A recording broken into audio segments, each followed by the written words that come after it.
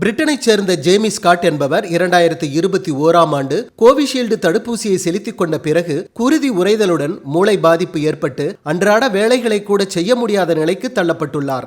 இதையடுத்து அவர் பிரிட்டன் நீதிமன்றத்தை நாட தங்களது தடுப்பூசி மிகவும் அரிதாக சில பக்க விளைவுகளை ஏற்படுத்தும் என கோவிஷீல்டின் உற்பத்தி நிறுவனமான அஸ்ட்ராஜெனகா ஒப்புக்கொண்டது. தற்போது அஸ்ட்ராஜெனகாவிடம் இழப்பீடு கேட்டு ஏராளமானோர் வழக்கு தொடுத்துள்ளனர். அவர்கள் தங்களது உறவினர்களை இழந்துவிட்டதாகவும் சிலருக்கு தீவிரமான உடல்நல கோளாறுகள் ஏற்பட்டுள்ளதாகவும் தெரிவித்துள்ளனர். கோவிஷீல்டின் விளைவுகள் உயிருக்கு ஆபத்தானவை என கூறும் இவர்களது வழக்கறிஞர்கள் பக்கவாதம், மூளை பாதிப்பு, மாரடைப்பு, நுரையீரல் அடைப்பு மற்றும் உறுப்புகள் செயல் இழப்பு ஏற்படும் என குற்றம் சாட்டியுள்ளனர். ஆனால் இத்தகைய பாதிப்புகள் தடுப்பூசி போடாதவர்களுக்கும் ஏற்படும் என கூறியுள்ள அஸ்ட்ராஜெனகா பக்க விளைவுகளுக்கு வேறு எந்த காரணங்களும் இல்லை என ஒவ்வொரு நோயாளியும் மெய்ப்பிக்க வேண்டும் என தெரிவித்துள்ளது.